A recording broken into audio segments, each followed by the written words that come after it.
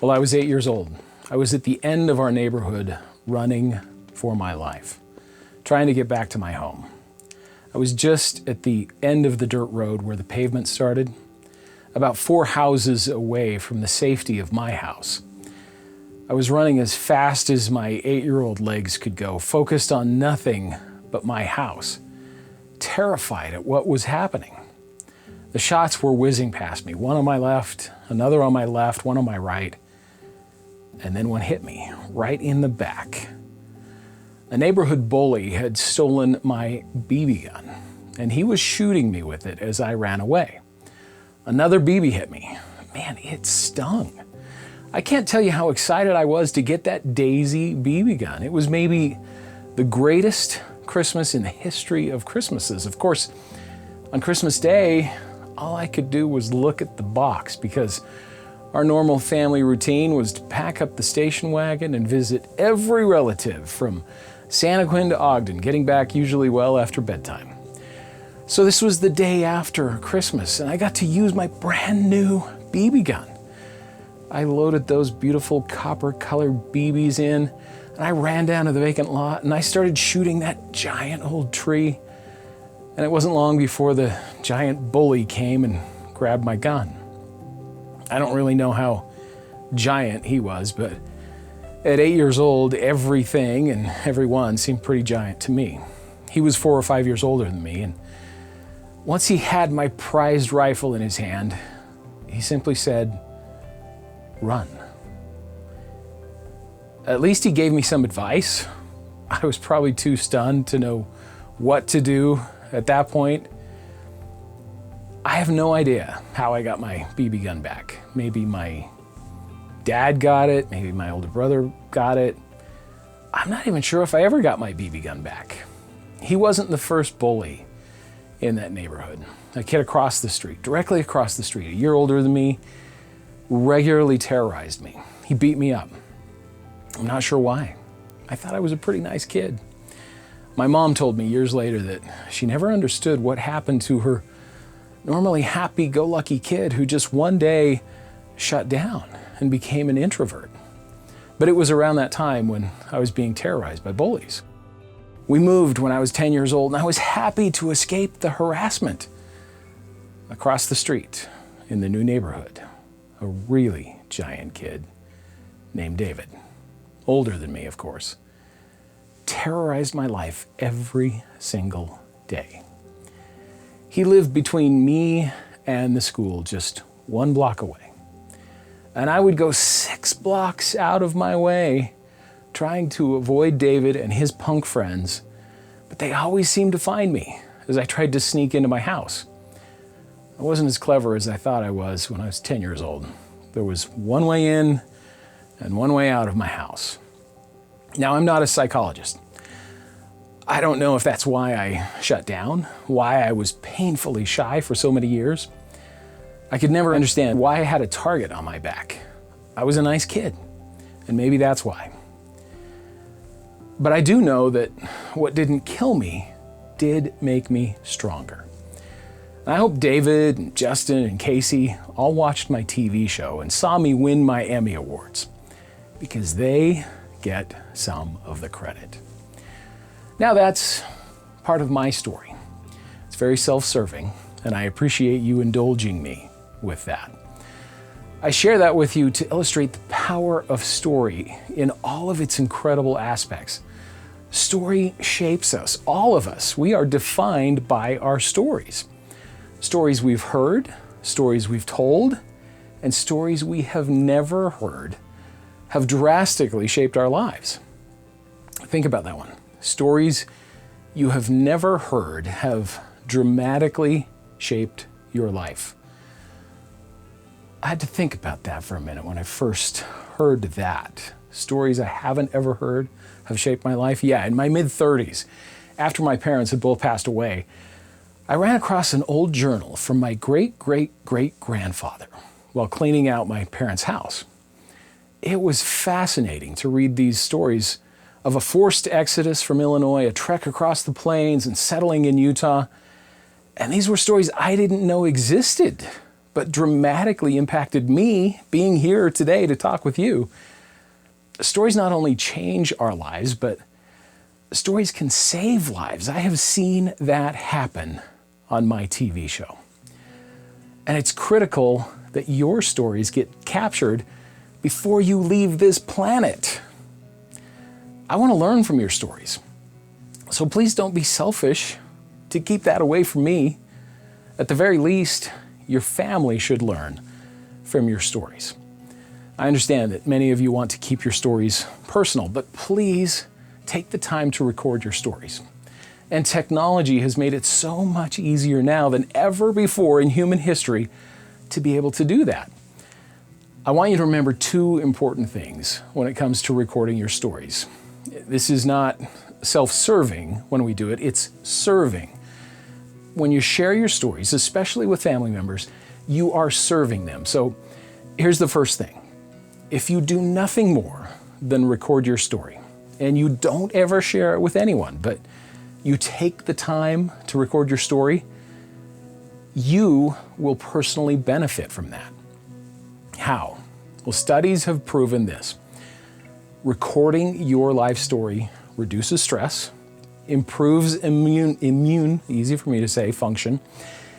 I'm paid to speak for a living, people. Keeps your memory sharp, helps your mood and overall emotional health. Those are fantastic benefits, but we want to serve others, right? I mean, what's the point of being on this rock if we can't make life better for others as well as ourselves? In fact, when we do decide to make life better for someone else, the reward for us exceeds what we give. It's fuzzy math, but it works. Just try serving. So take that extra step and share your story with family. A study out of Emory University shows incredible things happen when kids know family stories. The benefits are what every child needs now more than ever before in society. You've seen what's going on in society today.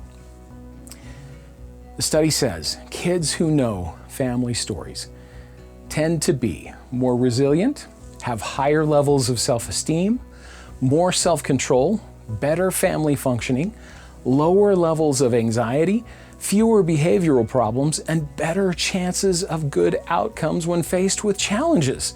Please share your stories with your kids. They love them. Our kids love hearing our stories. We sit around the dinner table and tell stories about our lives, and my kids find it fascinating. Even my life, if you can imagine that. And you might be saying that. What is there to talk about in my life? Well, there is so very much in your life. You have so much to share. You have an incredible story. Remember, I did a TV show for 12 seasons that had a very simple premise. I walk up to anyone, anywhere, and ask them to tell me their story. And the only rules I had that I created for that show were that the stories had to happen randomly and that I can never cut a story. I never cut a story, ever. That was the way of proving that everyone has a story. And everyone is a big word. Everyone includes you. So, it's your job to record your story and the stories of those you love. It's as simple as that. Go out and do it. Let me know how it goes, right? No, it's not always that easy. It can be daunting. But it really isn't. That's what my course, the Legacy Story Project, is all about, teaching you how to do this. You can even use what you learn in the course to go out and do what I do, teach others. And the primary thing that made the Story Trek work, my show, was my ability to interview people. In my course, I talk a lot about interviewing, but I want to give you 3 basic things right now for how to deal with interviewing a family member, or anyone for that matter, for a life story. So here are my 3 top tips. First, don't interview them. Second, forget the life story. And third, stop asking questions. And if you're writing all this down, you're like, yeah, none of this makes sense. But I'll tell you, these 3 principles have served me well my entire broadcasting career. And without them, I wouldn't have these Emmy Awards behind me. So when going into an interview with a family member or anybody else, don't interview them. And what I mean by that is an interview. Sounds so formal. When have we done interviews? Well, for a job, maybe some of us have been interviewed for the news, maybe in church settings. Those are all very serious, formal, and potentially even scary situations. Let's just not call it an interview. How about you say, hey, Grandpa, I'd love to come over Thursday after dinner and talk to you about when you lived in Chicago, or whatever the topic might be. Just don't say it's an interview. And I would encourage you to do it on camera. Having the video to see and to hear them will be a priceless gift forever.